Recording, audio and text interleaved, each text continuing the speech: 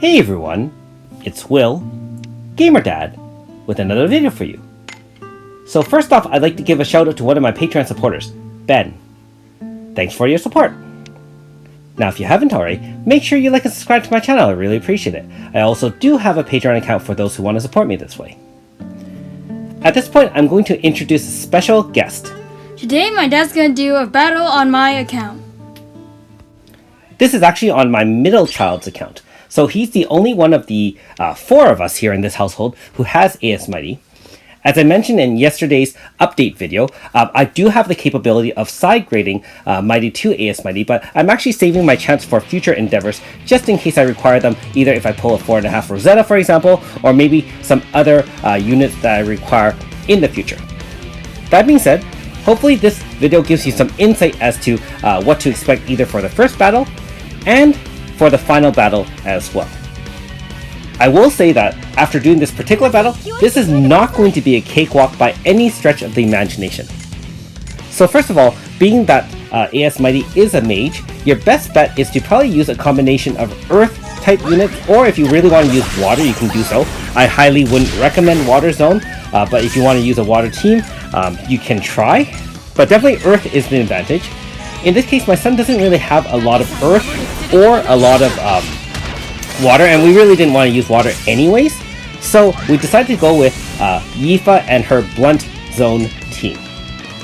So my son is actually still grinding IDA part 3 for mana, and so hopefully by the second battle, when he gets enough XP, we'll do that. You can see that like usual for most manifests, he's only vulnerable to his own element as well as to the weaker element, which in this case is earth. So even though OG Lokito isn't the most powerful blunt type user, the fact that he can boost fist users and he has his own crit rate up with Manifest is actually not too bad at all. Being that this is the first battle, it's actually not that difficult. You can see that he does do the Hypno Blizzard, which causes multiple hits. He still has his 4-star move Sleep Ball, which is quite annoying. If you fought his OG Manifest weapon, and I do have a video of that on my channel as well under my Manifest playlist, yeah, those AoE sleep attacks were just brutal. And actually it was able to wipe out the team. Actually no, it was Nightmare Gift. That being said, still very difficult. So we're just beating this guy down, and the battle is over. Actually, no. And as you see through this battle, he's going to recuperate over and over again, kind of like the Mariel battle. So if you guys had a lot of trouble with Mariel OG's Manifest weapon, this one's going to be nuts as well. That being said, you really only have to worry about him boosting his own int.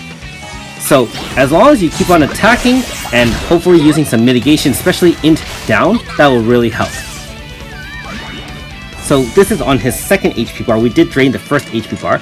Note that for those who do have AS Mighty, the meditation obviously is one of the enhanced moves. So he goes to sleep, and when he wakes up, obviously he'll get his boost to himself. In this case, I believe that we don't have to really worry about that. Note that he doesn't have any boost to himself right now because we probably interrupted his recovery with some attacks. And we're just going to use an AF right here and see if we end it. This is his third HP bar. Like I said, I'm going to say this ahead of time. I think this Manifest battle is going to be quite challenging, especially for people who can't mitigate a lot of damage. I know that the current meta is to do a lot of 2-turn AFs with zone, and most people end the battle nice and quick that way. In this case, it's not going to end nearly as quickly or as easily. However, after 3 bars, we have finally ended it, and we have now gotten the Manifest weapon and start the long 37 million XP grind. If you need some ideas on how to XP grind, I do have some XP videos on my Back to Basics channel. However, for the most part, for myself anyways, I usually use red keys on very hard sealed realm, and that really gets a lot of XP.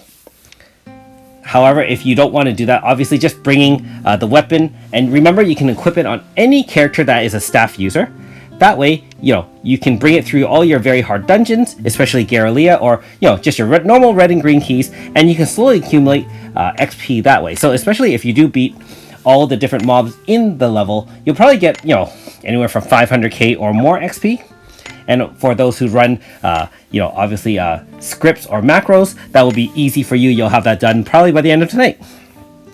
You can also see that my middle son is not nearly as dedicated as I am in terms of sweating out the win, and so he doesn't have nearly as much grass, although he has now finished chapter 66.